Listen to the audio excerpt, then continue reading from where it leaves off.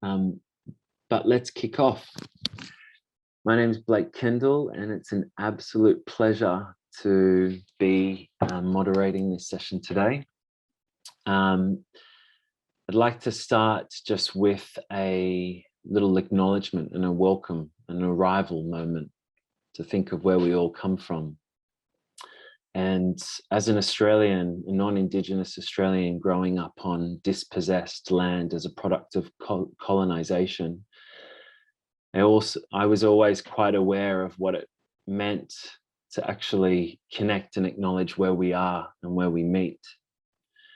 And one of the customs of a welcome to country maybe perhaps takes a different character in a situation like this, where we meet remotely, where we're meeting from all around the world, different time zones, different times. But perhaps in this moment, we can also acknowledge with gratitude, we thank everything that brought us here today. We can thank all of those teachers, past, present, emerging, elders, past, present, emerging, all of our inspiration, all of our collaborators, everything that nourishes us for the past, present, and emerging. And we can say, thank you for bringing us to the moment. We can acknowledge the ancestors, and we can acknowledge all of the organisms, all of the processes of symbiosis and evolution that brought us here to this moment. And we can acknowledge all elements of non-life, everything that life actually grew from, all the cosmic stardust, all of the elements that bring us together. And for this unique moment in time, let us connect, let us be here, and let us celebrate the online exhibition, Pathways to Reconnection. It's an absolute pleasure to have this session, which as a roundtable is really in the spirit of dialogue.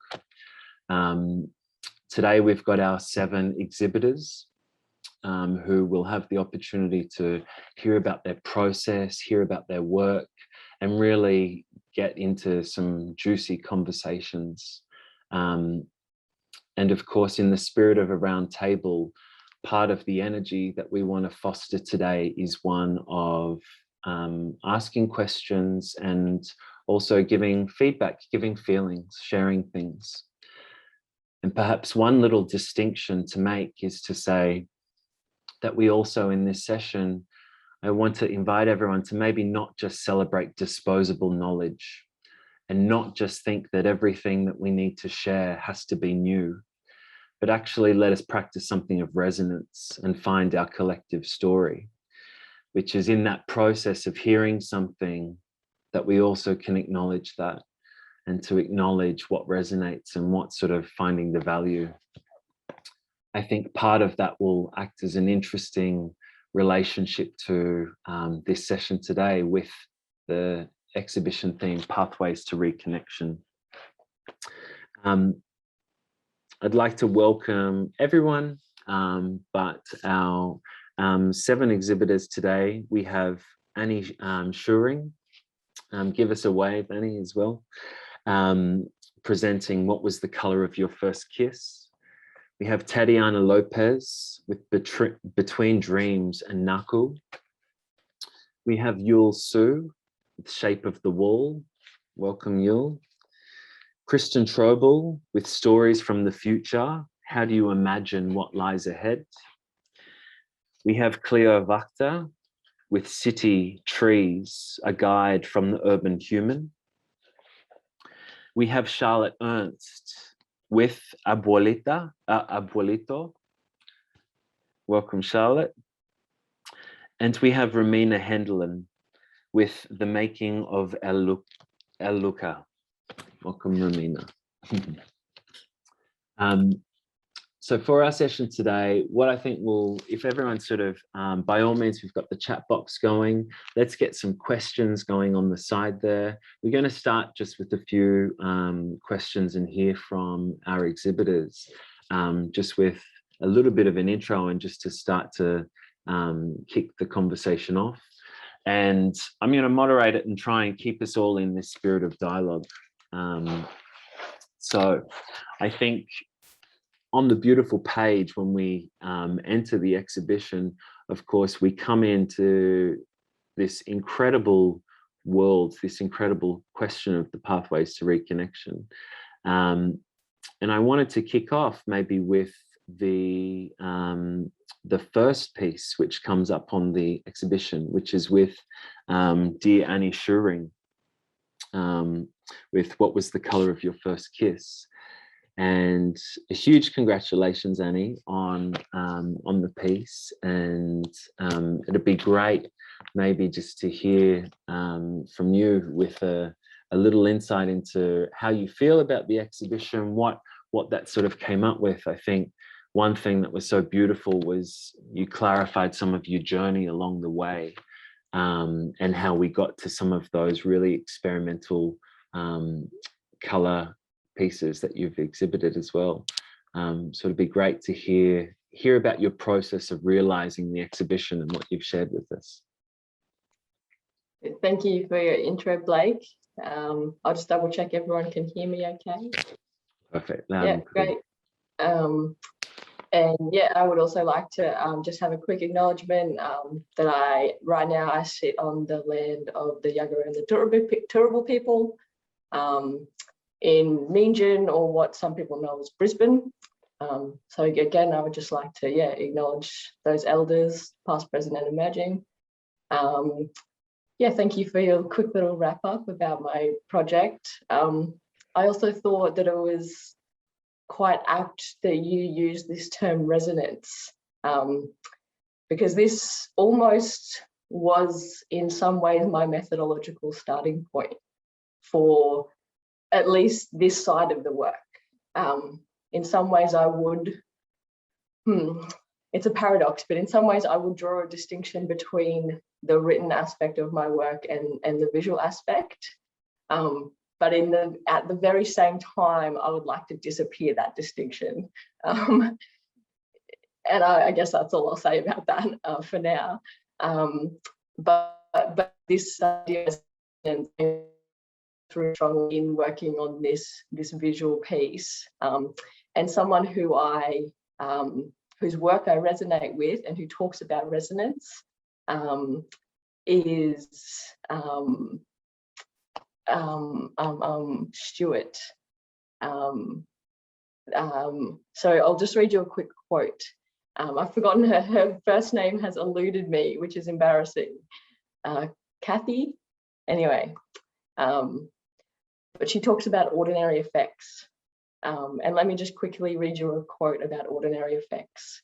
So they work not through meanings per se, but rather in the way they pick up density and texture as they move through bodies, dreams, dramas, and social worldings of all kinds. Their significance lies in the intensities they build and in what thoughts and feelings they make possible. The questions they beg is not in what they might mean in an order of representations, or whether they are good or bad in an overarching scheme of things, but where they might go and what potential modes of knowing, relating, and attending to things are already somehow present in them in a state of potentiality and resonance. And so this, for me, I think in a way, this poem, I'm calling this piece a video poem because for me it had this, it was poetry, it was this poetic endeavor. For me, I was trying to capture some of these ordinary effects, in relation to what it means to be in intimacy with other people in the world and with intimacy with the world itself, and particularly queer types of intimacy. And not that I would essentialize queer intimacy, because I think that would defeat the purpose. I think queerness has a porosity, has a movement, has a fluidity to it. But in some ways I was trying to capture that sense of fluidity. And I think as I wrote, I think I might have failed to do that. but that was interesting in and of itself. Yeah. No, perfect, Annie. And I think, one thing that really stands out with the work and with the development from the video poem, which I love as its own sort of format, its own modality as well, but into this development of almost then that different resonance with the technology. And I found that just this super fascinating thing of talking about queer intimacy suddenly then starts to move into the idea of also the non-human interpretation of these things. So I think that's,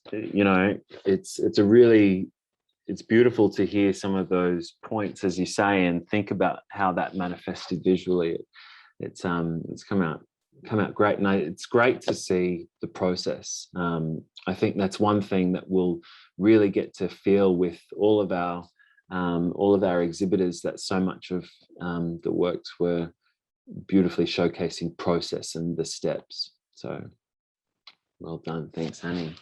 I think on that note, it's interesting to take the second step in the exhibition, room number 2, which is Charlotte Ernst. And I think where we go into that non-human digital space of Annie's work, it's so interesting to suddenly then move into Abuelito, which is showing the materiality of archive, and so beautifully going on this journey between your own process of ancestral connection through archive with your grandmother, and in a field site over in Mexico with the peyote ceremony. So yeah, welcome, Charlotte. And maybe just to hear as a little intro, love to hear how you feel in that with the exhibition and bringing that together, and how you realized these elements. Yeah, thanks a lot, Blake. Thanks, Annie, for your nice introduction and getting to know your project more. I feel really honored to be part of this graduation meeting and of our closure. And yeah, just to say a few things about my project. It's a really personal project, and it has to deal with healing operations, and yeah, the process of working with archives really was a organic evolution that happened later on, after I came back from this travel in Mexico, where I participated in a 3-month pilgrimage with the psychoactive peyote cactus that is used since thousands of years in the indigenous communities on the American continent as medicinal, as a medicine to heal trauma, to heal generational conflicts, to instill community well-being, also as a remedy for physical injuries, etc.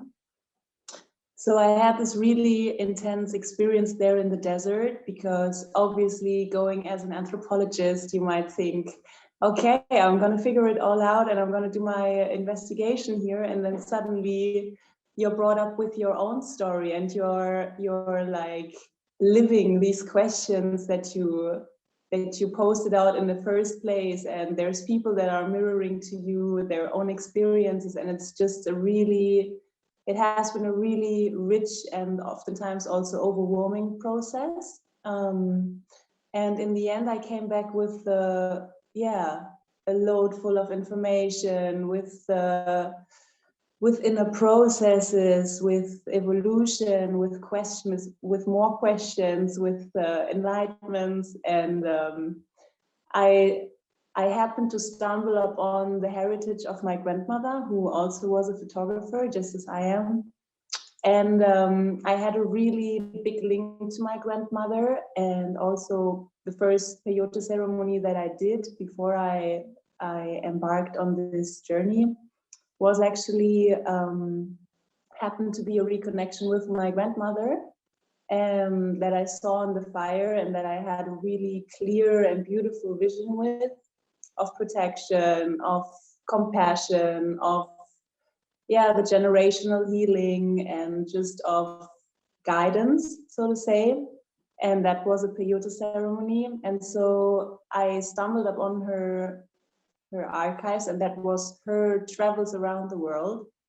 And so I engaged in this search for meaning that she had and that I observed in her photos that had never been really clear to me in her travels. And then I decided to pick up on her travel on Peru, which is also linked to the old American communities that work with healing, so the Incas. And I was working with the Wirrárica people that had a really stable and really healthy relationship with the Incas before the Spanish came, the Spanish colonization. And so it was super, super intense to see how we both kind of see ourselves, because the photographer eventually, in what we photograph, we see ourselves. My light is always going off. I'm trying to put it on. Okay, cool. And so it was really a dialogue between the generations in the end, and also kind of negotiation of self and of identifying and building self as a model of thought, to oppose to we are our biography and we cannot change it. Yeah, so it's like, it's a proposition to self as something fluid and something formable and something that is both below and up on us. And yeah, so I hope that answers the question a little bit. Yeah, perfect. No, that's a great little insight into some of the journey. Thank you. It's not sure as well, just that your camera has come off. I'm not sure if, I know you had a little bit of an internet issue, but if we can get you back, it'd be great to see you. I love that with the, yeah, there we go. Hi. It dropped out. I think that's a great sort of idea, this dialogue across the generations. And I think, as I'm sure everyone here will agree, it's one of the most powerful things of this piece is the whole collection, is that there are so many points of resonance or connections themselves between the works. And it's just so, you know, there's something quite powerful when you can actually see one by one next to each other, the 7 as a collection, and see some of the things that just start to speak and come out. And I think, you know, perhaps moving into the 3rd room, which is dear Tatiana Lopez, we've got this idea of the dialogue, perhaps definitely with ancestors, but also with different worlds between dreams. And I think also the 3 elements that you so clearly showcase in this collection, in this exhibit. And I know, so you've got lots of feelings because we've got you on your last day over there in Ecuador. And so it's a pleasure, and maybe, yeah, to hear from you. Tell us how, because I've now seen I've seen a film that's played at a conference and was incredibly well received a couple of weeks ago, and now seeing this exhibit. Congratulations, Tati, and yeah, tell us, be great to hear how this sort of came out, because this is a very different, what you're exhibiting here is a very different style also to the films and things. Love to hear about the process. Hi, everyone. Thank you, Blake. Thanks, everyone. Such a special place to be right now with all of you. Like Blake said, right now I'm on my last day in Ecuador. So I've been here for like a month and a half. After I finished my field work last year, I returned to my field site to visit everyone. So it's such a special time to have all these conversations too after my visit. And yeah, well, the whole process, I think it was 2 different things that kind of came together at the end somehow. you know, like all these expectations and all these ideas we have as ethnographers, anthropologists, or artists, practitioners, sometimes get crushed in the process, and then we have to kind of put the pieces back together and figure out what's the main purpose of the whole project. I think I went through that too with the film first, and then with the exhibition part. With the film, it was more like I guess like a combination of what it was to be in the field side and my own experience there as an outsider, because it was I got to the point where I was the outsider, and I was the one looking for answers, and I was the one looking for all these things, and they were just there to guide me and not even, you know, like teach me and tell me, oh, this is how it is. But it was a journey where like they threw me out there and they were like, you have to see the signs, like we will guide you, but all the symbols and all the signs, you have to find them on your own. Like it can be, you know, given to you. So I guess that process of finding those signs through the dreams, through these two worlds that they, you know, like they live, and through these elements that we all are connected to, like how they talk about the forest, the water, and the wind. And that's the base for a good living, to have a good life, and to protect those three elements, because those are the vital for us, for humans, for humanity. And then when we speak about this, it might, you know, like for some it's just like, well, the air, it's there, like we, you know, but like sometimes we forget to breathe, we forget to take that deep breath and to be like thankful for that breath. Or sometimes when we take a shower, even in the city, we forget to thank the water for cleansing us. And the forest, you know, like the trees that we see, or like we just sometimes take for granted what is it's around us. And being in a place that's such remote and just, you know, surrounded by all this sounds and all these trees and the river, it was such a special time that makes you appreciate and makes you care for all this the environment and everything that's going on at the time, you know, like from north to south, we have all this like extractivism going on and like destroying the land of our ancestors, and we don't care about, you know, or impact in the world. So I think it was also like a reflection of that. And for the exhibition, what I made was kind of like a connection and kind of this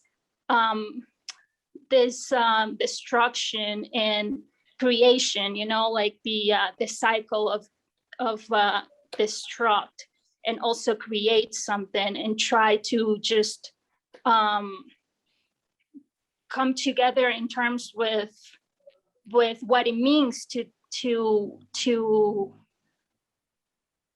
kind of go into an image and, you know, like do this embroidery, and something that was tactile, that I could kind of like reflect on my own experience and see how the women perceive themselves in their own world, and, you know, try to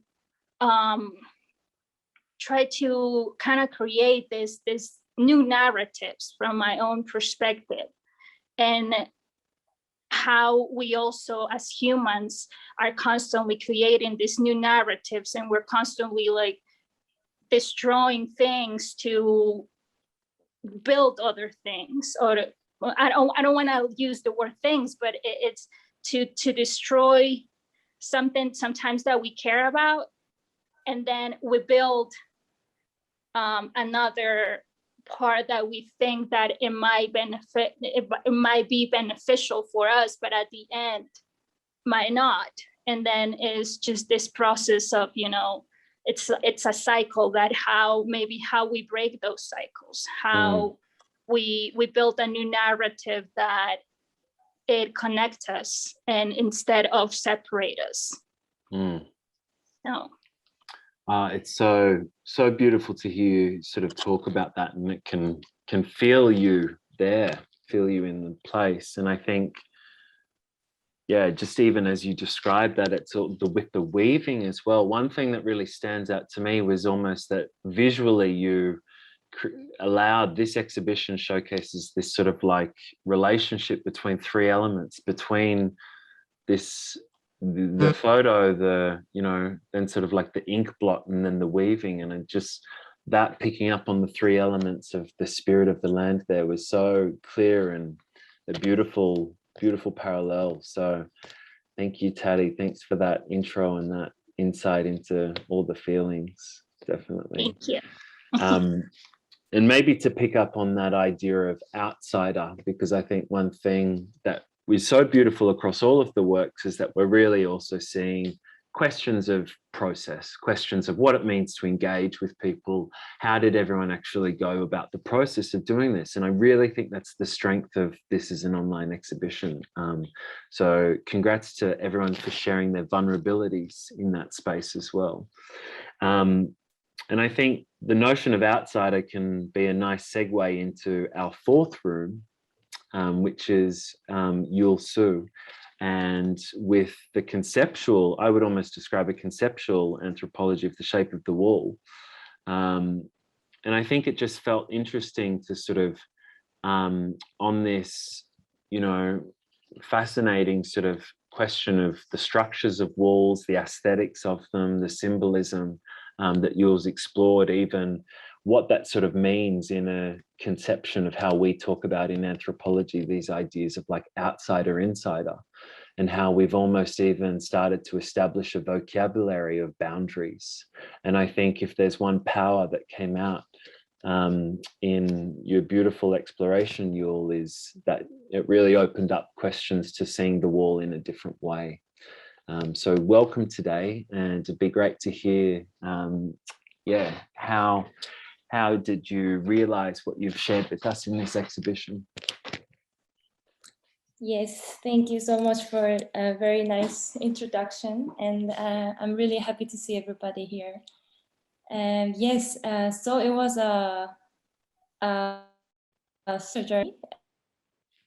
I started with very simple idea about my identity. It just popped up in my mind one day, and I am from Korea, and I'm living in Berlin. I was also born in Berlin, so I have been having a lot of connection with division, especially political division.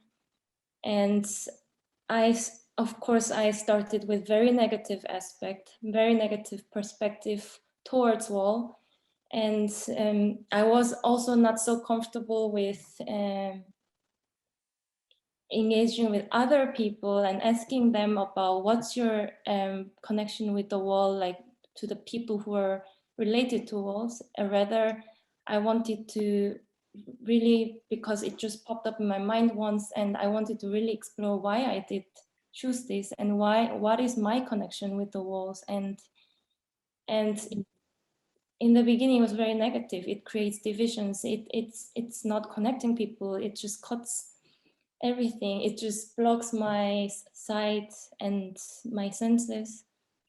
And then as I develop my thoughts, and then as I develop my research, it was actually not like that. And we cannot live without walls now. Okay, I admit it. We cannot be on the horizon of everything and then be like very uncomfortable and anxious. Okay, I admit it. And then I started to see different aspects of walls, like it protects us. And in the theater, like it creates mysteries and all this and it creates coziness and everything. And then I moved on to, I'm sorry. Okay, and then how should wall act in our lives, and how should it affect our behaviors? It is affecting our behavior so much, and the way of thinking. I'm not talking only about the physical walls, but also psychological walls. And once it's built, even though the physical walls is gone, it's still in our mind. So how should we use this, you know? And I was doing some, like having some dialogues with the people, and I discovered that actually a wall is actually a thing that allows to connect each other. So it creates passageways, it prevents from too many possibilities, and it's going to create doors to other walls, and then it will allow us to connect in a very, very positive way. So this is the whole process, was the whole process of my relationship with wall. And as an artwork, I made some short 3D drawings, which is like, I wanted to show that the wall is not something stiff and forever there. Rather, it's a fluid thing. We can demolish it, and some other walls is building up there, but there is like demolition walls. And it is not like it's stiff, and we can create a fluidity through walls. And I wanted to show that by like very abstract drawings. And I also created one video work, which I makes dialogue with 3 people, and at the same time very archival videos that I made. So it was a parallel, like juxtaposition maybe of what my own perception of the wall is through these archives. But at the same time, these people are talking about their own experience with walls. And also, even what was really interesting was that even if one guy said, one of my friends, he's here right now actually, but Gaston said, even it sounds very contradictory, walls should act as, it should connect. And that was like, I didn't even expect him to say that. And another friend, Melissa, said about other species, how they build walls, how build their habitats, and how they look like part of nature. Like it's different from it. Our walls look like very apart from our nature, but we can learn from other species, how do they build their own walls, which looks part of the nature. So it's still going on, and it's it was like I have one idea and other paradoxing idea comes up, and it was a very organic, and I was in pandemic, like surrounded by walls, and I was sick of it. I didn't want to even look at the walls at some point. Yeah, so I can say it's just starting, and it was a very, very interesting journey, and also very painful, but yeah, that was my journey. Yes. Yeah, no, lots of layers there, but I think you know, it's also one of the interesting sort of things that I thought that I'm sure we'll jump into when we move a bit more into dialogue is also this idea of how you explored almost like so much was about visualization, and then when we got to ghostly lines, it was almost about those the invisibilities of the wall.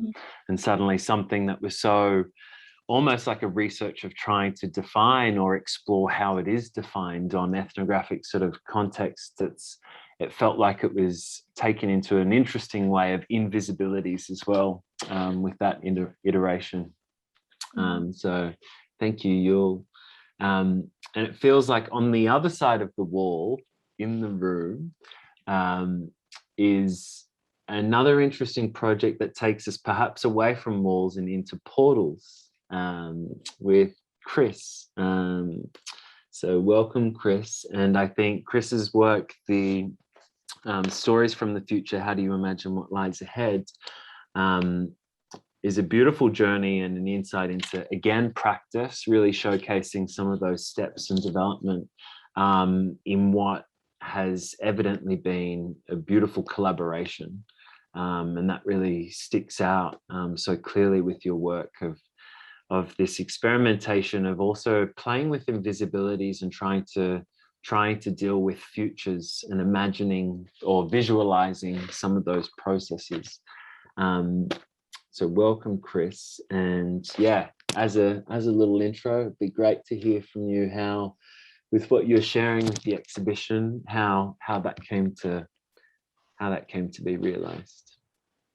Yeah, thank you for your intro, Blake, and thanks everyone for being here and for your work. I have to say it was already super interesting to look at the exhibition before, but now hearing all of you speak about it, it's like connections in my head already. I feel already overwhelmed of hearing 4 people before. I feel like I forgot half of the things I wanted to say already. And of course, also thanks all the guests for being here. It's really cool that we were able to do this. And yeah, where do I start with talking about my project or process? So I would say my project changed a lot. So first, actually, it was a completely different project. And then it's very fitting that actually Blake is hosting this session, because I would say Blake was partly or maybe majorly responsible for me changing my topic to something climate change related, because we had this amazing workshop that was also about portals and other things in, I'm not sure what that was, second in-house or something. Yeah, and I decided to just completely get rid of everything I had before and just start over new. And that kind of continued in this way as well, because we needed to write a research proposal, which my supervisor said, don't even call it a research proposal, because I don't want you to propose an ending point, so to speak. So that's why she wanted to call it a research path. And I really liked this idea, and it led me to write like 3 different outlines of a research path. I don't think I stuck to the last one either, but they were always very helpful to think about what I wanted to do. And yeah, so I was thinking about making a film. I was thinking about making an exhibition. There was Corona as well. So a lot of uncertainty, which I thought kind of also fits the topic of uncertain futures.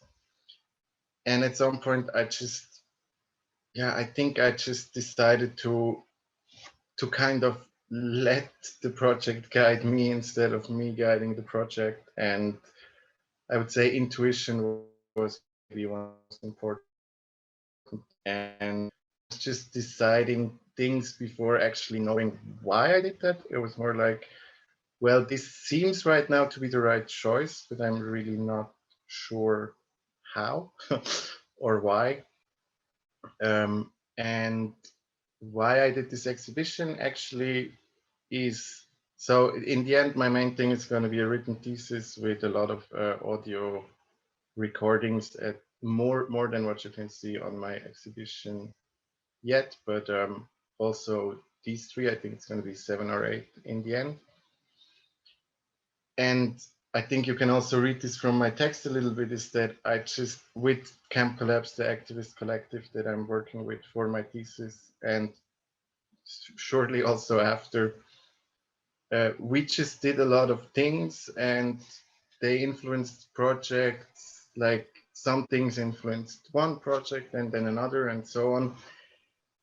And I think with the exhibition, I just wanted to use some of these things and show that as a bit of a sneak peek of what's to come with my thesis.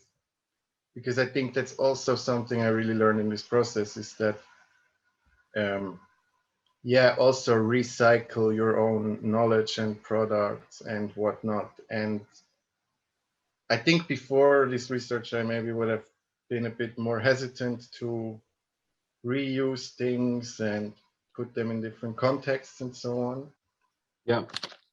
But so far, yeah, I think this actually, I think I will continue this. I think this is one of the main takeaways from this. And I'm very happy, Blake, that you said it looks like a very collaborative thing, because it really was. And that was always my my aim with all the anthropological projects I actually did so far, and I don't think I ever succeeded at all.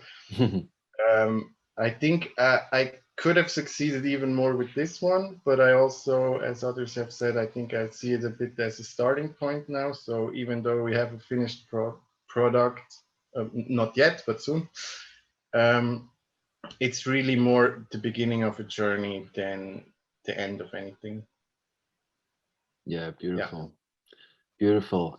It just feels like that's such a, such a strength to be able to celebrate that. I feel like that's something that really comes through, and something that we, to each of you, even in some of the conversations we were just having before about some people going, I'm not sure about this, what I showed, or that, it's like, but it's actually that reminder of, it's really powerful also to see, as you say, almost like iterations, and see different formatting of work, and seeing how it can actually play in. And absolutely, I think a real strength with the imaginative element of your work, Chris, is that collaborative process. It really comes through. So congratulations, and great, nice one. And with stories of collaboration, it's sort of an interesting one, I think, to move into our next room with dear Cleo, Cleo Wächter, with the City Trees, a guide for the urban human. And I was reflecting on your exhibition or journeying through, and so much resonated just within my own sort of relationship with feeling trees and all of that. But also it felt like when I came away from it, I wondered if you've just done a collaboration with the trees, if you were actually doing research with trees and as your collaborators. That was a thought. But welcome, Cleo. Maybe just to hear a little insight of what you'd shared with us. It'd be great to hear. Yes, thank you, first of all, for everyone sharing your stories. It's like Chris said, it really adds so much more texture to all the projects that we already looked at. To really hear you talk about was super nice.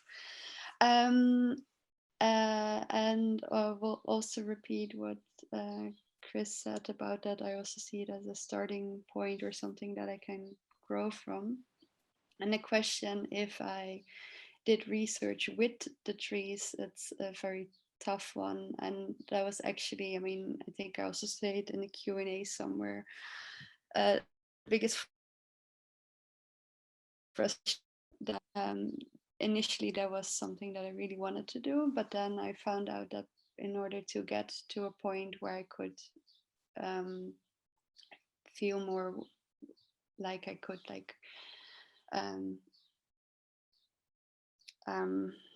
how do you say it, move myself into the perspective from the tree itself, I had to first understand our relationships with the trees as they are now.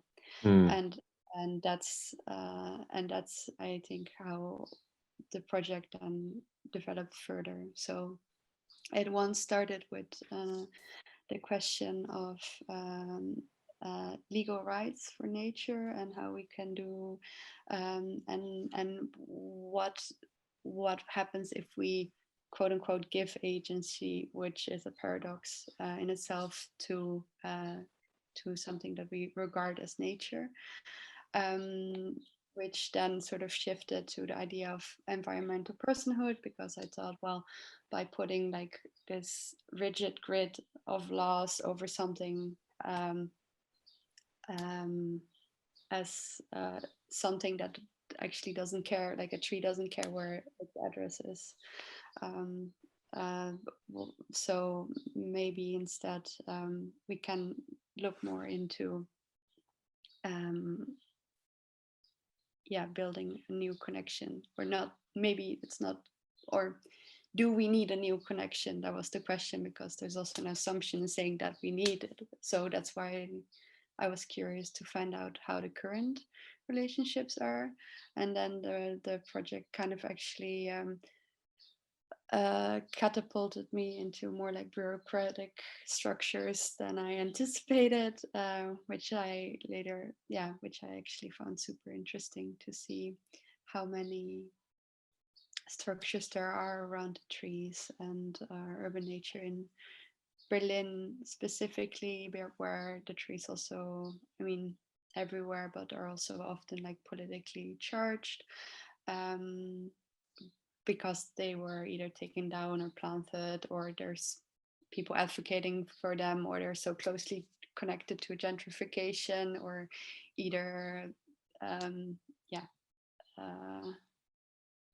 like the artist that goes to the neighborhood and makes it beautiful, and in the end also gets kicked out again when high rises are being built on the same place. I think, and it was always the idea to, in the end, go deeper into like the experience of the tree itself. But I'm not gonna claim that I'm in a place where I can do that yet, or ever will be. But I can. What I can say, or what I would like to, is that I hope that the work invites people to notice the trees more. And I think that's sort of the first step into getting to know them better. And from there on, we can hopefully strengthen our relationships with them as well. So yeah, through observation, I hope people slowly shift into meditation and maybe resonance, as you said so nicely in the beginning. Beautiful. Yeah, no, that resonates. Yeah, no, thank you, Cleo. And I think, you know, it's interesting to hear you sort of describe that, of getting that it did feel like it was going into more the bureaucratic or symbolic semantic sort of value of the trees, because I think also within the photography and the poetic writing that you've shared, what's so grounded is almost that more sensorium of the trees. And I think, you know, one thing that really also was really powerful, and I'm sure that resonated across all of the works, is this idea of how the research was posited within Corona and within this experience of the pandemic. And I think that that's been a fascinating thing, actually, and a real credit to each of you, how you responded to that, how you know, explored different methods, how you played with that. But one thing so clearly that stood out to me, Cleo, was also that seasonality of allowing with those movements to be in the same space and feel the seasons there. So thank you. It does change my art of noticing. And hopefully is perhaps a good entrance into our final little intro from dear Romina Hendlin. And I think one thing Romina presents an access of her collaborative work with Maria, but actually in many ways the process to even getting there.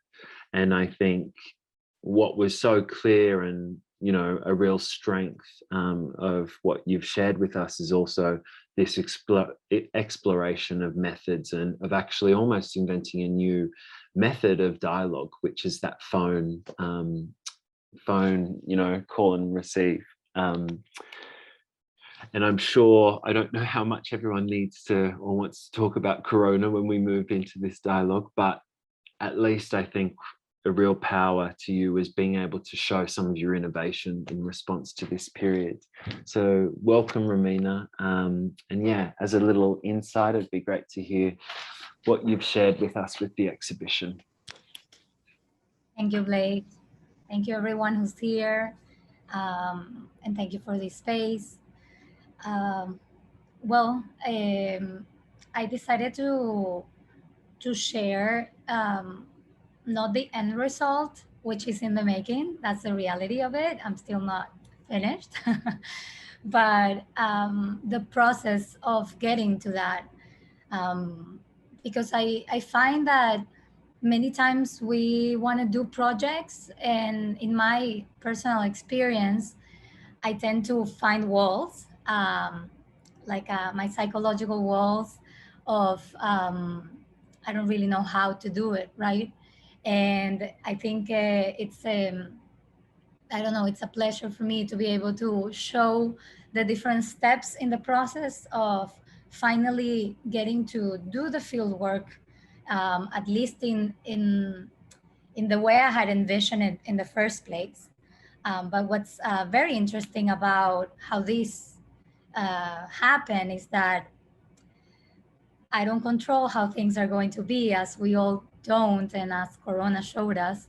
And what was great, it was the ability to adapt and to actually transform the initial idea into something else, at least in the meantime. And then, well, I mean, I guess life allowed me to actually come back to my initial idea and make a film with Maria and her family. But the process of it was super interesting because I was able to go to the field side, and then Corona hit, and I wasn't able to go back and actually spend all this time with them. And this beautiful online world allowed me to continue to be in communication with her. And I guess that's part of what I wanted to share, the process of me continuing to build that rapport with Maria, which was crucial because I had met her just a few times, and that wasn't enough to actually, ask her um, or convey to her the reasons for my research, or um, you know invite her enough to the research. But the fact that we had to communicate online and that I shared bits and pieces of my life with her was really amazing. I hadn't thought about doing that, and because we are so connected, then she saw my life, I saw her life in a different light, in a different way, things that you're not going to see if you're there, because you might not get the chance. Also, it was a year-long research, so it got extended. I was able to know much more about her by this continuous communication over WhatsApp.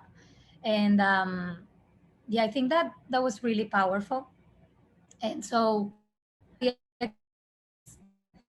process, um, you know, building rapport with the participant and trying to make a real connection, to then be allowed or welcome into their home. And luckily, I think that was achieved, and I was able to go back and with Maria and her family collaborate into filming a bit of it, of their experience being migrants and trying to go through the struggles of life and come out with with a better outcome in the day to day.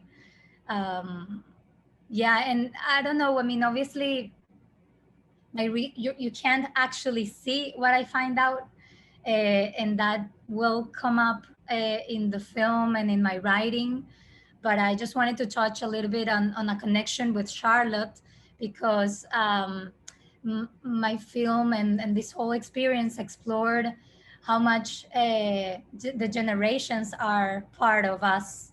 And starting with me wanting to do this research because my grandmother migrated from Poland to Argentina, my parents from Argentina to Venezuela, where I was born, and me from Venezuela to the US. In a way, we're all migrants, and that generation thread I also saw in Maria and in what her mom from Colombia migrated to Venezuela. She migrated back to Colombia. And there's something that we pass on, different things we pass on, not only the migration trend or permission, but also the things that we carry with us. And well, I hope that when I finally share the film, you're able to grasp some of that. No, perfect. Yeah, I'm sure we will. But also, just even as a piece, yeah, it's great to actually hear you acknowledge that as well, because it's so much of it's a great sort of thought of what actually motivates us, what gets us through, what are those sort of cores that stick out. And I think it feels it's a real credit to collectively, just it feels like a real exploration of different levels of different ways of connecting. It's a beautifully titled exhibition as a collection of just going, what are these different processes of doing it? And I wonder if we can sort of open it up and reflect about some of those things of where the inspiration comes. And I invite, maybe for those of us who have just joined a little bit late, we've got the 7 exhibitors up on screen. I'll ask everyone to unmute yourselves and we'll actually enter a bit more of a dialogue with us now. And then for anyone who has any questions, please write them in the chat or put your hand up, and we really encourage a nice collective dialogue here. But I'm just thinking about your different processes and everyone, some going on, I'm thinking of, Chris, who can acknowledge that the project discovered him, he didn't discover the project. I'm acknowledging that feeling of almost the ancestral ties, as Romina, Charlotte say. I'm thinking of Annie, who's going into the sort of, intimate space, connecting with people, Tati, all, these processes of how you do it, what's sort of motivating and keeping that going.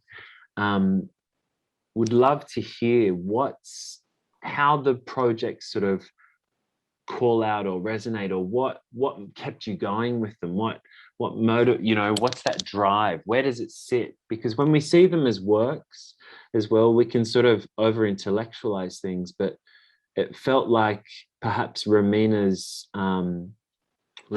piece was perhaps the most explicit, where I thought you had a moment of talking about the issues of Corona and saying how you couldn't access the field work. And then you said, and now I went to the texts. And suddenly you just see this page of just all of the methods and all of the literature and all of these things. And it just made me go, are we always just getting caught here as this text thing? And suddenly everything else is like, throw it out and come to the heart.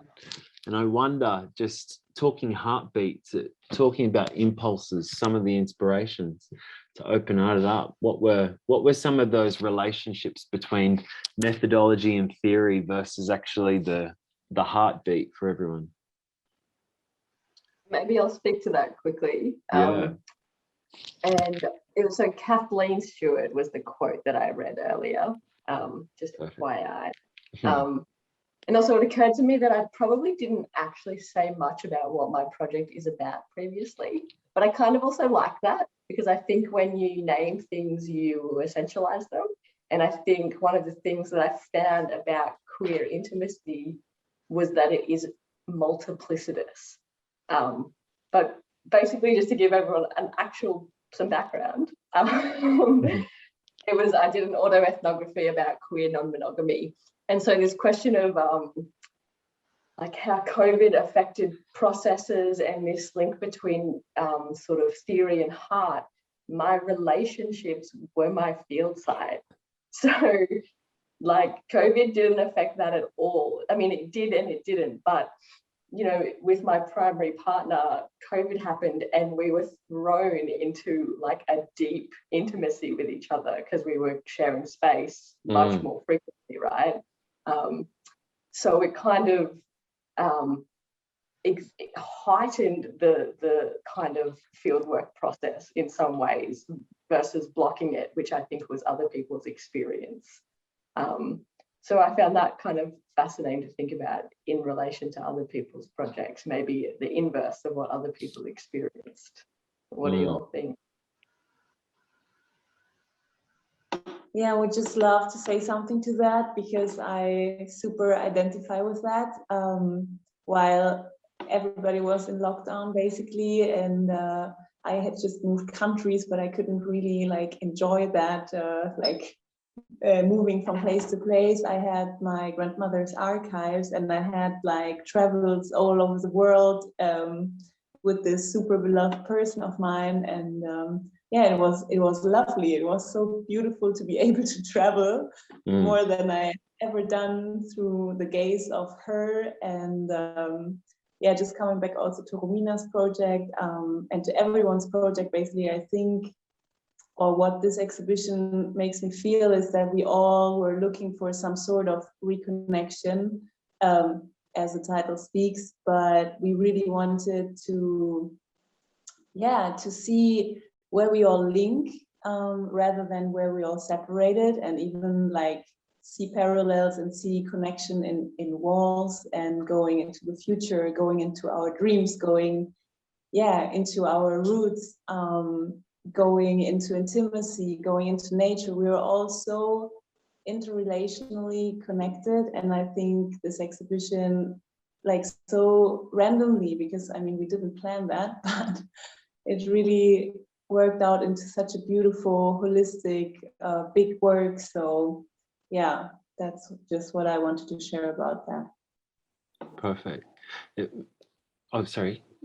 Yeah, I never thought of it like this, but maybe the whole like lockdown thing, you know, we were all very, I mean, I'm assuming, but I know I was isolated in a way, and you lose, like disconnected, you lose the connection to a lot of things actually. And maybe that's the reason why subconsciously we all kind of wanted to connect to something, or like, you know, whatever, to other people, to trees, to nature. And then at the same time, like we've also talked before about like narratives, I think, Tati, I just don't see her, but she's still here. Yeah, a lot of what Tati talked about also reminded me of my own project, where often we say, yeah, this whole narrative that we have of humanity right now, yeah, especially here in the minority world, is one of separation. It's like we are individuals, it's very capitalistic, of course, but I think in a way maybe we all wanted to overcome this and just work on stories of narratives of connection actually, rather than separation. And I think that's very awesome and really cool. And yeah, I feel like the more we talk about it, the more I start to see what we actually did, which is also something that I talked about before. Sometimes after the fact, it's easier to see what you actually produced. Absolutely. And I wonder if, sorry, Tati, go. Go ahead. No, I just wanted to mention about the what Romy talked about migration, and how also, you know, the same way as our bodies and the land is colonized, we try to find this, you know, like how we decolonize all these aspects of, you know, like having to move from one side to the other side, and then having to adapt to all these other places, and how the land also adapts to what humanity does to it, you know, and how I think also like with this project is like, for me, it made me think like, you know, like we're just this tiny little thing floating around, and that we always think that we have the power over everything, but in reality, you know, nature and the land is just going to take over after. Like we might you know, we might think that we have the power, but we really don't. So how do we, you know, do we reconstruct those narratives to find solutions instead of following the same colonized way of, you know, life, and how all those marks that our bodies carry throughout the time, how do we make those marks, I guess, something to be proud of rather than something to you know, like, destruct and continue this cycle. It's like a vicious cycle that we keep, you know, like, we keep adding. So it's like, how do we find the solutions now rather than later, you know? Because I feel like we're kind of like running in this every year. I feel like, you know, like climate change and all these issues, but then there is no solution. We keep like falling into these holes of just the same issues that we had last year. So how we move.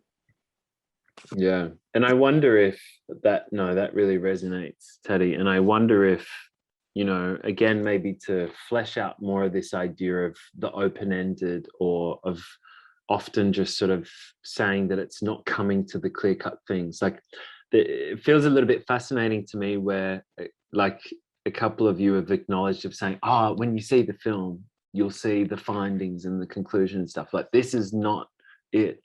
Because I actually, you know, just really feel that I wonder sometimes it is those moments where, you know, you realize that as soon as you've got the locked in vision, it's not clear, or you don't know what it is. But actually, when it all just sits as open-ended, it's suddenly a different sort of pace. And I maybe, as a thought, like, to reflect on not just some of the similarities of works, but actually almost this thought of parallels. And I wonder if, in seeing in the context of each of your projects with everyone else's, if there were, you know, things that sort of resonated when you saw that you also acknowledge, whether because of Corona or actually just being out in the field and the difficulties of being an outsider, exploring yourself, exploring all of this. Was there something that, on seeing each other's projects, that sort of when you saw it, it was like, oh, that made me see something new about my own?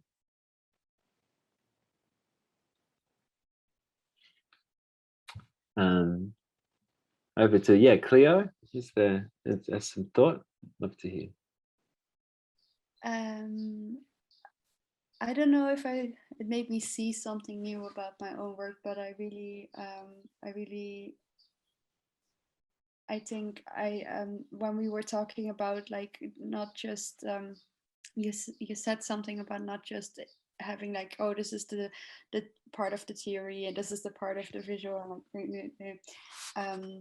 I had a teacher once who said you have to inject the text. You shouldn't read the text, you should inject the text in your veins. And I feel like the work of Yule I find really admirable, because I feel like you did such a good job at really and I feel the theory flowing through everything, but it's not there's nothing I feel like I'm being guided, not taught. So that's how that relates to my work is that I would like to do that a little bit more myself as well, and I felt very inspired by it. So just wanted to link those two things together. Perfect. Was there, Cleo, did you have in your project, was there like a particular text that sort of guided you, or some sort of methodological framework? Well, one particular text, I mean, that's hard to say. I was very glad to find the work of Sonja Dumperman, which is a city. She writes about urban planning, and she made a project specifically about the trees in Berlin. But but that's because she also talks about paperwork a lot. And for the framework, to the framework, well, actually I had a thought about this also the other day, because I did a phenomenological ethnography, which then also during COVID meant that I talked to, well, I had a part where I talked to like expert or tree-minded people, which are either like working on a daily basis as a Baumpfleger, arborist, or they have a certain position in the tree nursery, etc. But I also talked to a lot of people just randomly on the street, and as now I graduated already actually in January. I handed in my thesis in January, and still every day I talk to people, or people talk to me about it, and that kind of reminds me that like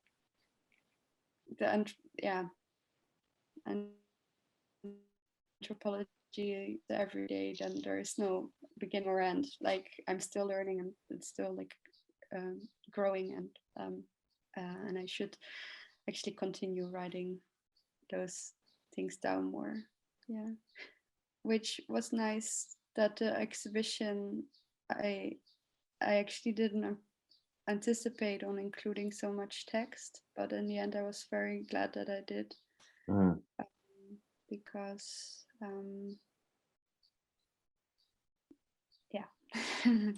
because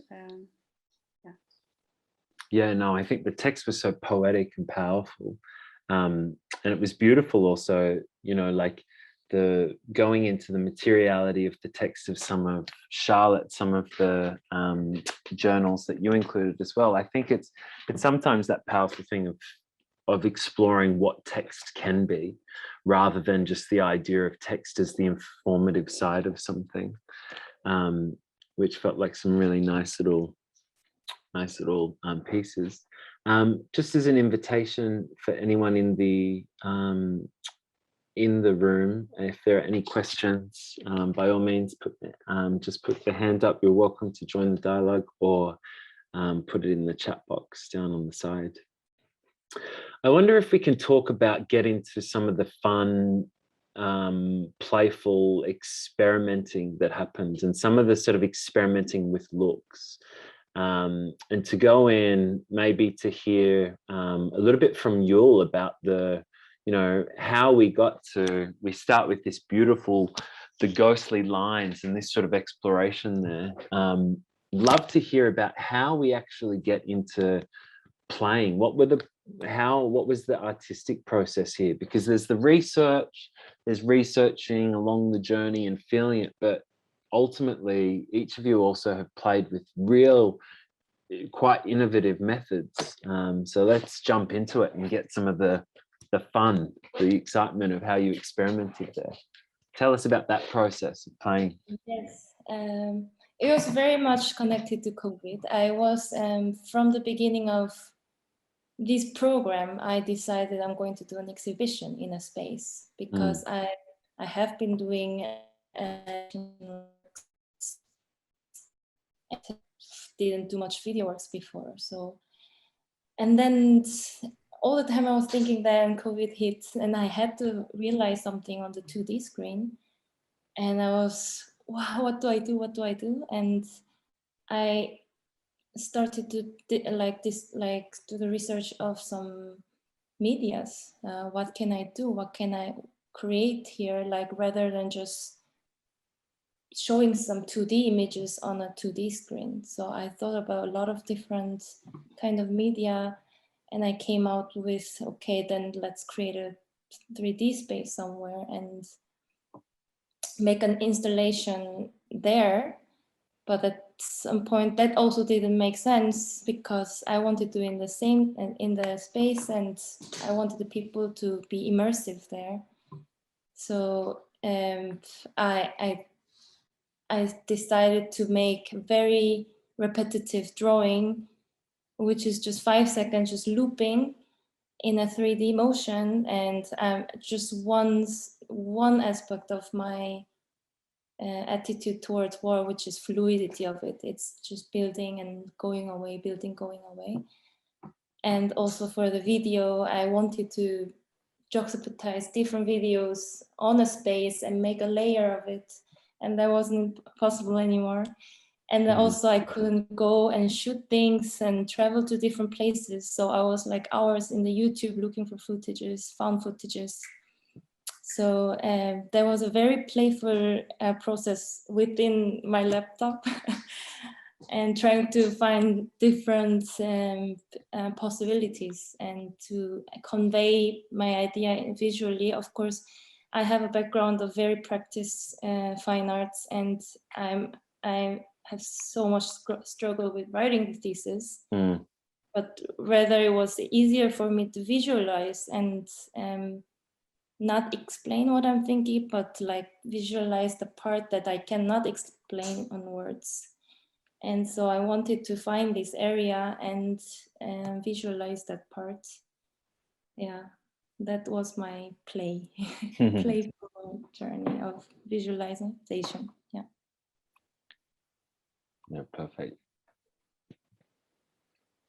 Anyone else has a little thought to that? How, any feeling of play? What was some of that sort of process? So like Romina with the cameras, I think Chris doing the meditation as an intro, different forms of photography with Charlotte, a new genre of poetic cinema by Annie, Tati with the weaving, like it's all, you know, Cleo with, you know, the staging. It's like, how did you get to some of these methods? What was some of that process for each of you? What was some of the thinking behind it? Were you thinking about audiences when you were creating it? Did you stumble across it? What about you, Chris? I can say something about that. Yeah. So as you maybe notice, if you look at my thing, it's not very visual, right? I mean, there's this one video, which obviously is visual because it's a video.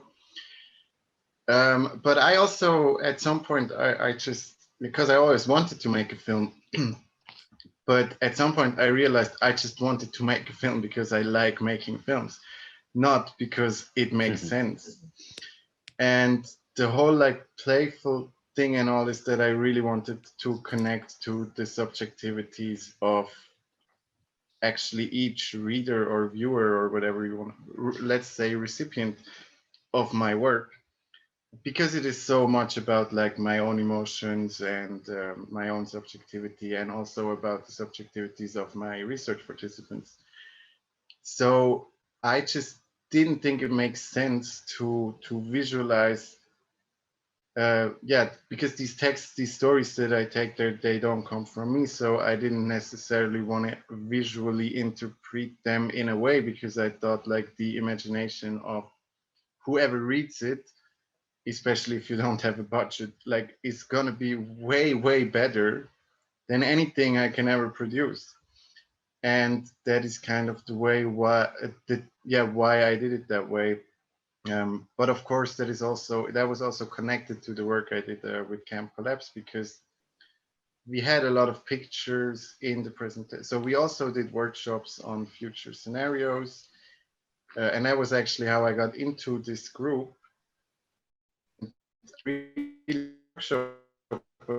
That okay, look, this is how it's going to be. We're going to talk to you for 45 minutes about how we think one can think about the future, and then we want you to come up with something. And I just didn't think that was the right way. I thought it was like, okay, let's first somehow see or make you feel or see something, right? And then see how that connects to what we talk about. And I think there we also are again in this like conversation or discussion, rather than just being like we would, yeah.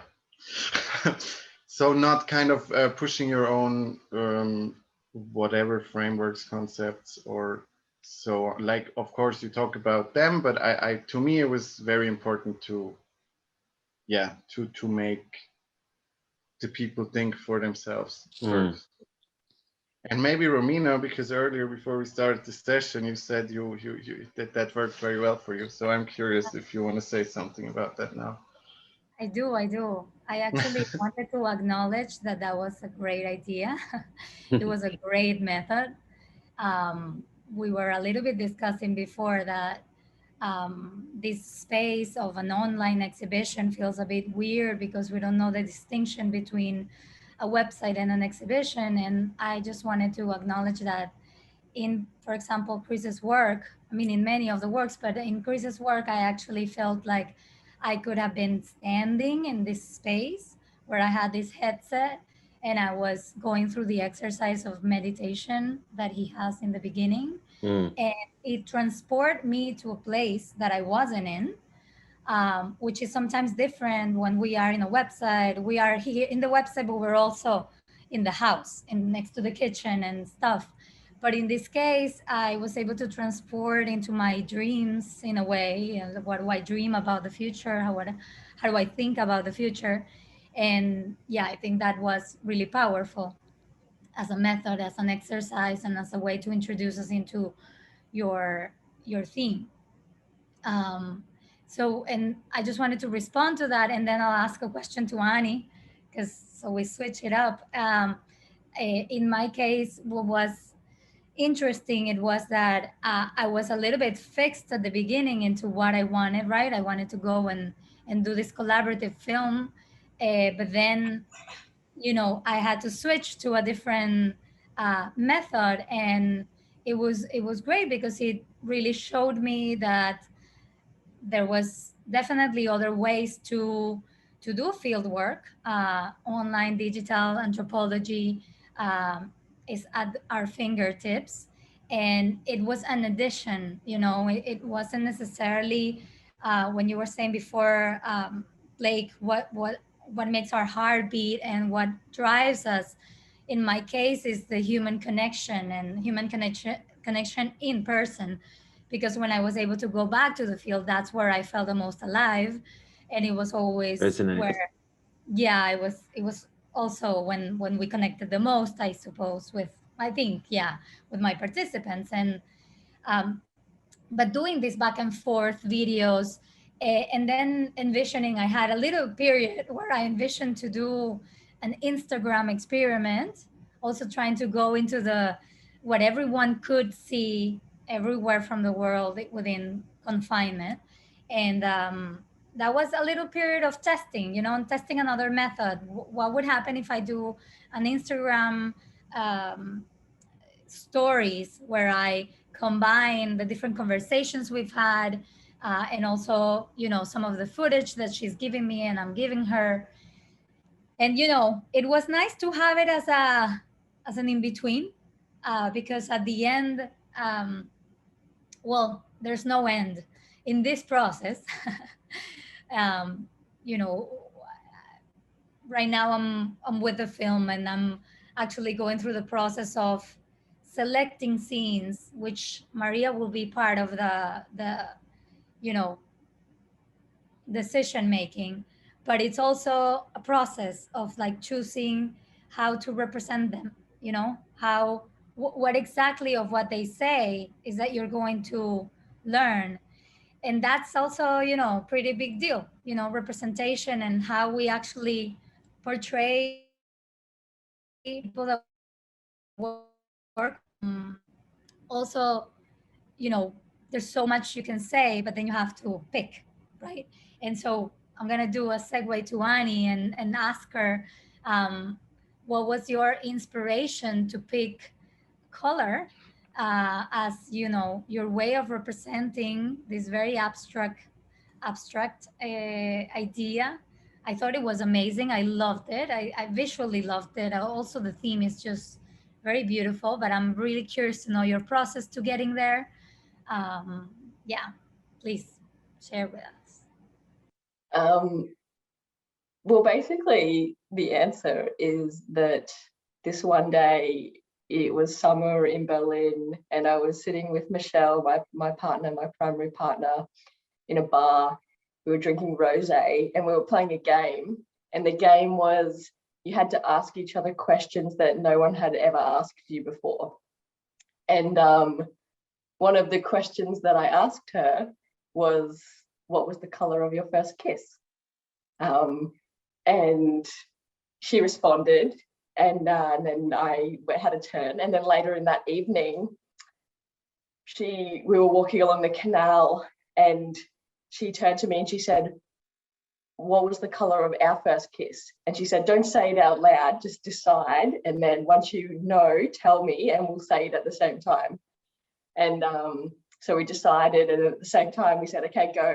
And we said silver together at the same time. Yeah, and like, beautiful. So beautiful.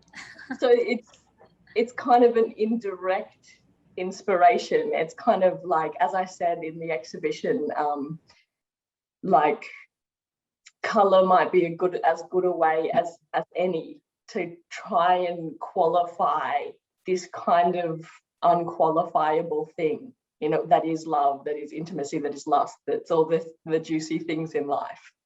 So yeah. Very nice. Yeah. I also wanted to say, I think Ronald Pelias, he wrote this book, A Methodology of the Heart. And I think it's very pertinent to all of our work. And he writes about like revealing yourself as an anthropologist and writing sensuous ethnographies, sensuous evocative ethnographies, and that goes more towards sort of revealing some truth about an experience that, and I think everyone has kind of tapped into that somehow collectively in their work, which I think is really beautiful. Yeah, great reference. And that's so agree. I wonder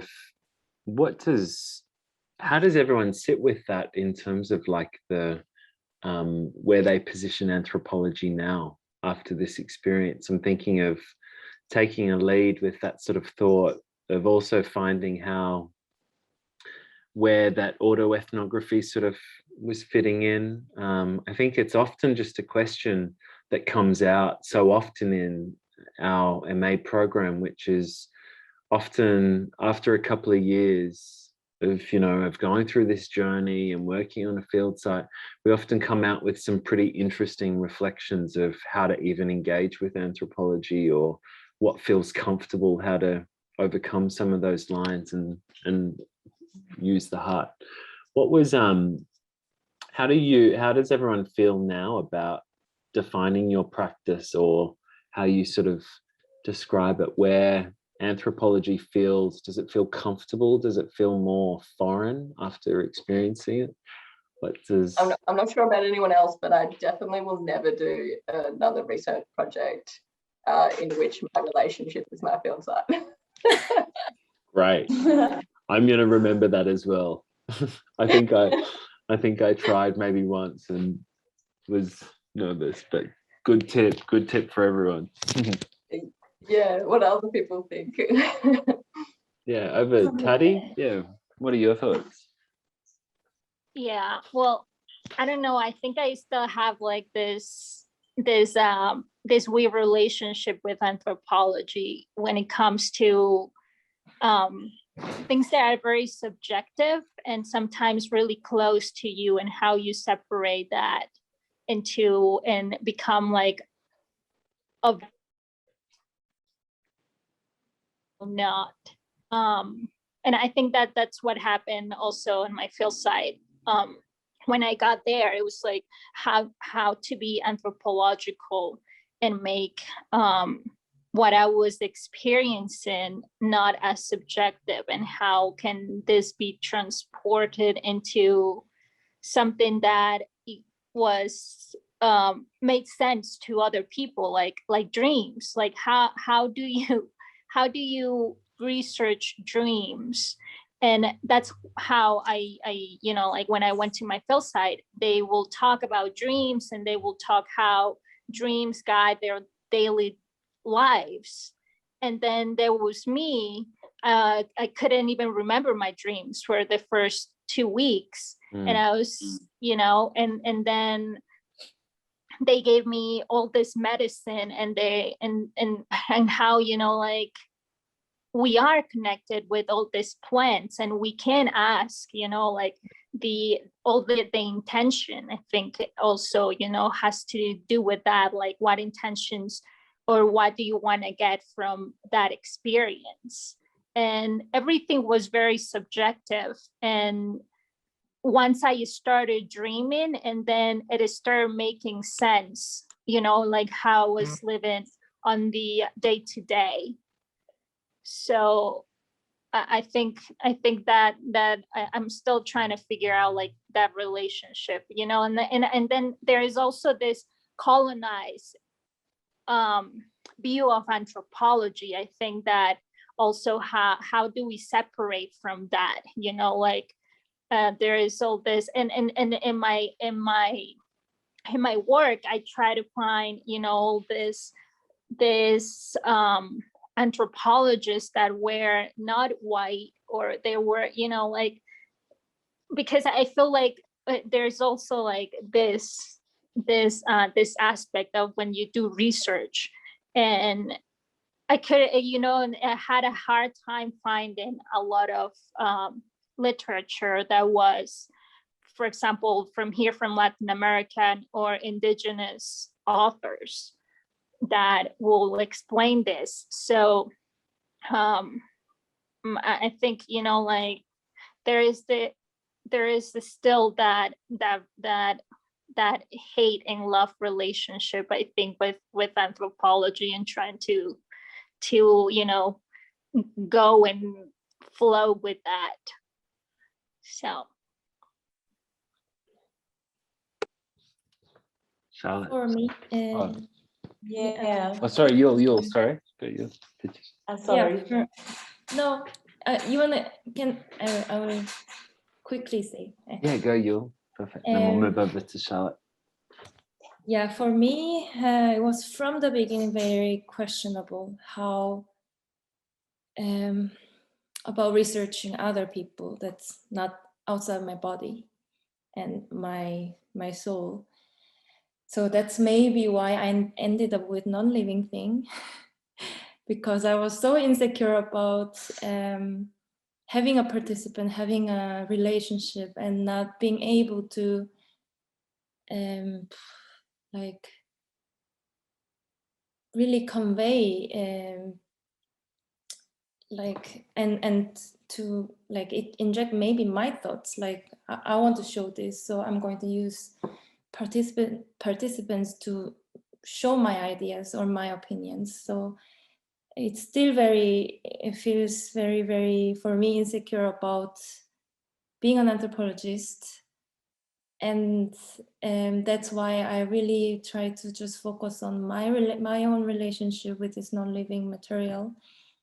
So yeah, I want to know how everybody's experience it was as a person who explored other people, and I still have so much mixed feeling about it still. And one thing was that I was also more interested in my thoughts, and I didn't want to use other kind of participants to show my thoughts. So yeah, it was really, really difficult. And I don't know if I can call myself an anthropologist in that sense, because I'm too nervous, or I'm too feeling insecure about it. Yeah. But I wonder if that's a bad thing or not. Maybe that's some of the sort of power, isn't it, of actually saying what happens if we were more insecure and actually shared that a bit more. Charlotte, what were your thoughts? So beautiful what you shared. I have like 10 things to say, and I'm sure I forget like half of them. But yeah, something that Tati said before really like I like identify with it so strongly that I wanted to make something graspable for anybody, like for the plumber, for my mother, for my teachers, for fellow anthropologists. I wanted to make something that we are all having a link to, which is our heritage, basically. And whatever that means, if it's about decolonizing the mind or the self or biography or enlarging it in a way, like whatever it means to anybody, for me, the aim was really to let go of being an anthropologist at one point, because it really got me into this struggle of being there as someone who wants information and in a hippie pilgrimage where everybody's like worshiping nature and so connected like to their true inner self.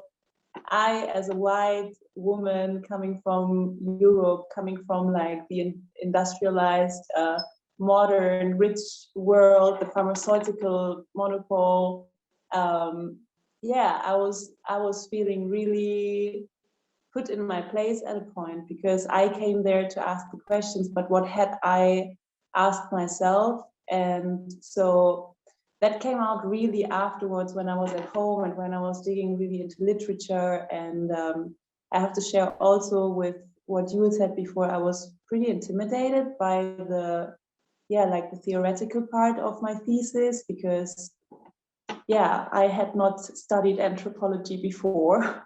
So obviously it was like a challenge, but also luckily, I had two really great mentors. And the first one was Sophie Kotiani, and then Blake, which I'm super grateful for, because otherwise this thesis I think wouldn't have finished. But like something that I really dug into was the concept of vulnerable anthropology, and an author that I found that I loved so much was Ruth Behar, I don't know how to pronounce it. She's a American-Cuban female anthropologist, and she works a lot with the topics of marginalization, migration, identity, self, belonging, and in a really narrative and intimate way. And so I felt really inspired by that. And I think my goal was really to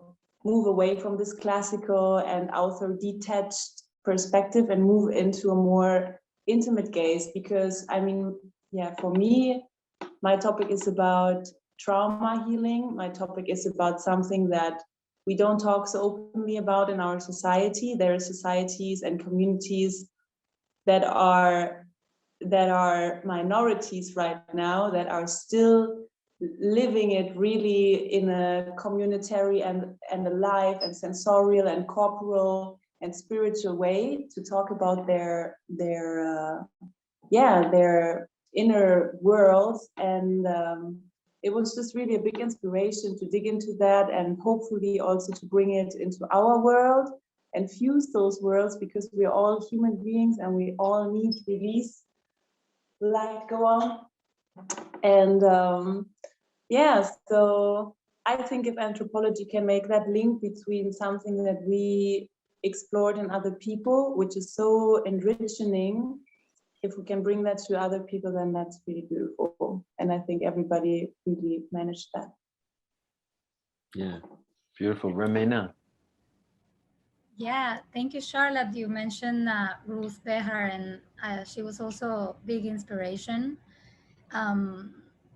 because one of the things I guess I learned reading her and also learning about anthropology. I come from a documentary background, and many people make very strong distinctions in between documentary and anthropology.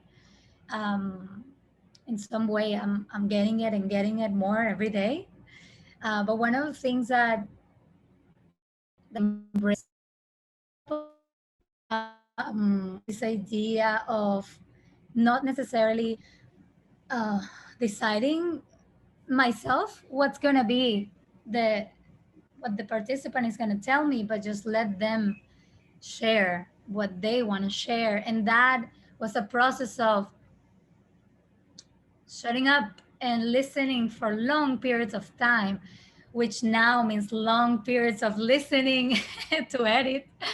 But it's beautiful because you see what gets repeated in each scene, in each different place, which is what is most embedded in within them. I guess I'm having now an illuminating moment of what I'm going to use in my film. But no, but is this, yeah, this idea of not only of letting them speak, because you are, as you was asking, like you are asking another person to share with you their experience. What I try to do, and I think anthropology gave me this more so than before, is that I explained to my participant exactly what I wanted to do and why I was doing this at all times. And so at some point, I think I'm going to build this like before the answer. So you hear my questions. I'm gonna make a little behind the scenes video, because I wanted, as Charlotte also mentioned, I wanted this to be that she understood what I was doing. And that to me, it's giving them another look at anthropology. Like, it's actually the good thing about anthropology that teaches us so much about ethics. And so applying that, you know, just saying, look, for this story to make sense, we now need to do this because you told me the other day this. And so that's why we're filming this. Do you feel comfortable about this? Please share with me what you want the world to know, because da da da da da. And even like bringing this thing everywhere, which was my, I don't know if you're going to be able to see it, but it was like a paper that I had, like a huge paper that I would use, where I had all kinds of notes, like paper with like the research, I mean, it was kind of ridiculous, but I did this. And so before filming, I would open this huge thing and just like be as Be lost. a what? Lost on the big page.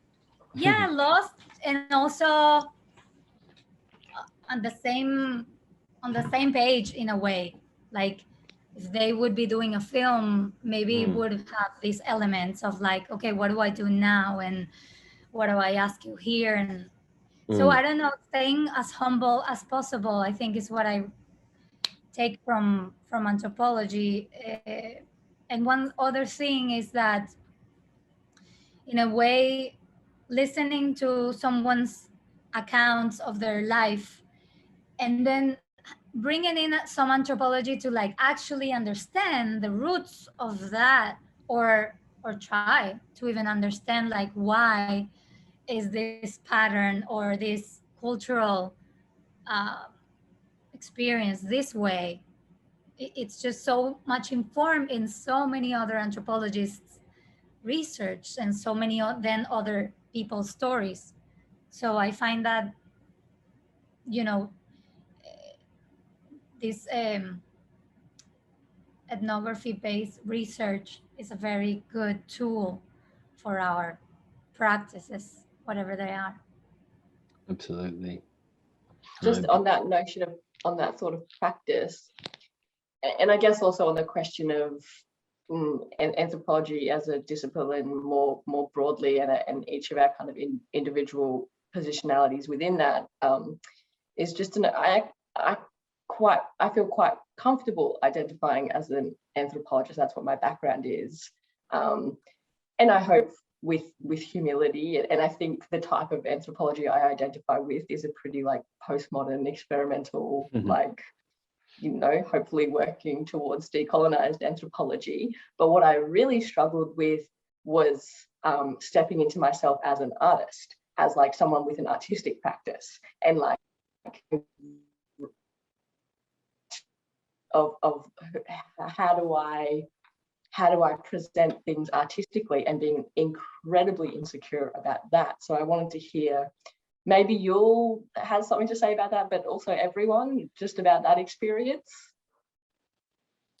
I had a completely opposite from Annie's. I was so insecure about, because in art we never talk so deeply about ethics, and we just do it and whatever, like the audience reads what they want to read, and still remember the first day I stepped into the class and we spent like whole 8 hours talking about ethics of an anthropologist. And I was like, oh, fuck. Like, it was a game changer for me, actually. And I was super comfortable with like showing my opinions on in a visual way and a practice. But I was like completely blind with this reflection and ethical thinking and this. So I think you made a beautiful practical work, in my opinion. And I also kind of thought about a lot of like I try to think not only as an artist but also like apply what I learned from anthropology. And I think it was a really great that we were in the same class, you know, and there was a great learning process for me, for sure. Yes.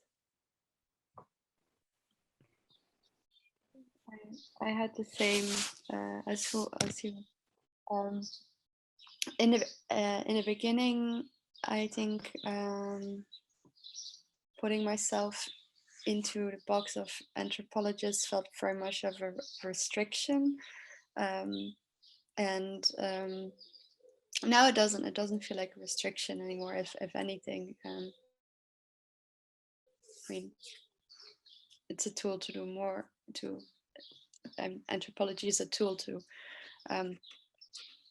go further and break beyond the restrictions, but I struggled definitely with it in the beginning, coming from an artistic background myself. And I think sort of like maybe not self-censoring is not the right word, but limiting myself before I start because of my preconceptions of what anthropology is and how it should fit into it. And I think that's something that I still struggled with a lot during also towards the end of the thesis. And I think you started this round of questions like, will we call ourselves an anthropologist or what? I think my Instagram bio is the perfect example of that. So I have like anthropologist admiring the scenery, but the anthropology is spelled with the emoji of the end because I have to make like a little bit of a joke out of it. Slowly, and that's a way for me to slowly get used to this this title. But when but I'm kind of surprised because once I started this program, I thought I'll just use what I can to be in my art, and let's see. And now, yeah, I don't see it like that anymore. I would like to pursue visual emphasis on visual anthropology in the future. Perfect, fantastic. I might just we're coming towards the end of our session, and so I'd like to just open that up and actually let everyone go back to the gallery mode in that top right-hand corner if you want, and invite all of our, I've watched quite a few people had to leave throughout the session, but if there's anyone who wanted to put their camera on in our audience, just so we can also have those faces for those final moments. And just perhaps as that beautiful final invitation to our 7 practitioners, and indeed to everyone here, if there's any little points of resonance or any little comments or things that anyone would like to share as we come towards our final session here and our final sort of moments. Any thoughts on the exhibition, on today, things that resonate, or indeed just what speak from the heart? And also questions, any questions that is even as our practitioners that we're left with, but just as an open floor, just for our final moments.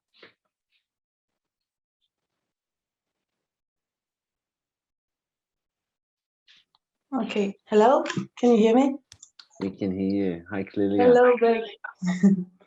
Yeah, I'm not used to that anymore, but I missed it. So thank you very much for having this opportunity now, because yeah, it means a lot to be there. I was part of G10, so I presented last year or 2 years ago, right? So this is how long the road has been since. But I find it very inspiring how you created this roundtable, and I was thinking how much we missed it actually when the people who exhibited had their exhibition. So it's kind of interesting to see how this reconnecting through the virtual that I wasn't so sure about is actually successful in getting deeper in the projects that I haven't seen yet, because I'll take the chance to wander around in the virtual room by myself later, maybe solo. But just maybe to react on what was just said, I was so confused when I presented, and I also was coming from a very eclectic background, so that had nothing to obviously related to anthropology, and since the I think when the program ended, or when the process moved further, I had to realize how much it was part of me, or I don't know how much I was part of it, but in the sense, and it makes me think of what Cleo said about the relationship to text, and this like tortured relationship to anthropology, as where it starts, where it ends, and I think it feels now that in my practice, because it starts to get clearer also in my professional life now, that so I'm in documentary filmmaking, and how many situations I see that it was injected in my veins, literally. So I didn't, it was maybe not a consciously experienced, but I'm getting more and more conscious about that. And so as I work with filmmakers and journalists and social workers, and they have so many insights in what it is without maybe using it as a tool yet, but it is informing what we create collaboratively. So very humbly, of course, but I can see how it makes the discussions evolve in a human-oriented way somehow. So yeah, thank you for that.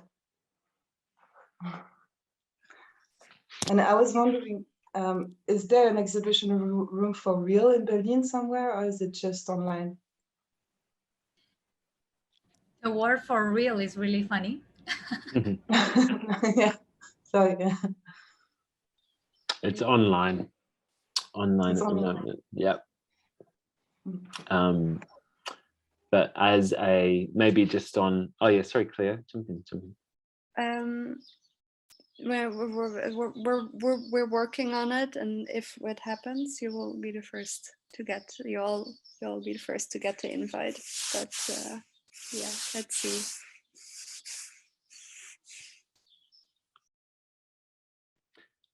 But also thank you so much, Cleo, for acknowledging that. And I think one theme that sort of came out amongst all the reconnections, but also the intergenerational one, is also just the value of these sort of spaces of, you know, connecting amongst the different sort of stages of that journey. And so much resonates with me there. And I think it's really powerful when we can come together like that. Great to have you here. Any other final open forum for anyone to share thoughts or comments or questions?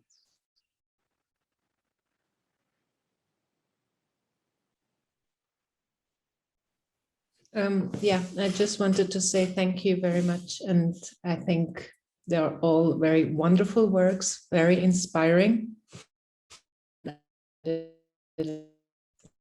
Sharing.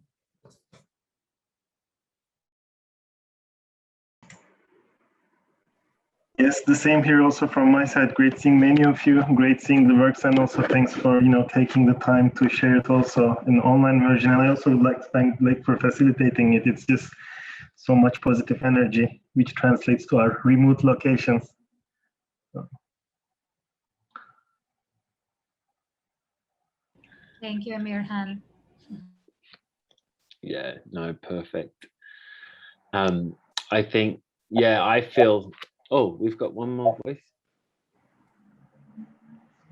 Someone? No? Maybe just an echo.